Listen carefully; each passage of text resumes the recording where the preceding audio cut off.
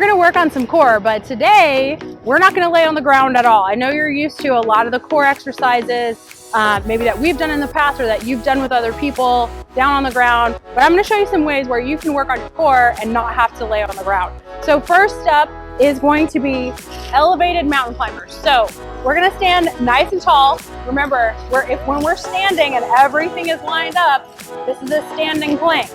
So we're gonna come into a plank leaning. So I want you to tuck your pelvis under, squeeze your glutes, squeeze your core, and we're gonna march right here. So these are elevated mountain climbers. And if you wanna add a little bit more to it, you can speed it up, but it's your own pace, whatever feels the best to you. Listen to your body on these. So we're just gonna be right here in these mountain climbers.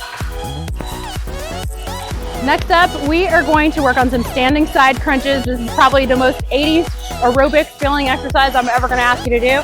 We're gonna stand up nice and tall, feet about hip width apart, and we're gonna raise one arm, and you're gonna raise your knee to meet that arm. We're gonna stay on this side.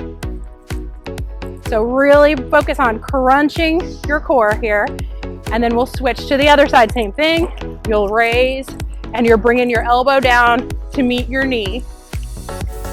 Keeping everything engaged. Next up, we are gonna do a standing version of the Russian twist. So you're gonna stand with your feet about hip width apart, nice and tall, and we're gonna rotate from hip to hip. So I want you to engage your core, brace it. So when I say engage your core or brace your core, pretend like somebody's about to hit you in the stomach and you're bracing yourself. Nobody's gonna hit you, but I want you to just think of that. So keep it braced, and we're going hip to hip here. So I want you to rotate here. Now, if you feel like this is a little too easy for you and you wanna add a little more challenge to it, you can pick up a weight, and we're gonna hold this dumbbell on both ends, and we're gonna go hip to hip. So we're incorporating a little more core and your shoulders at the same time.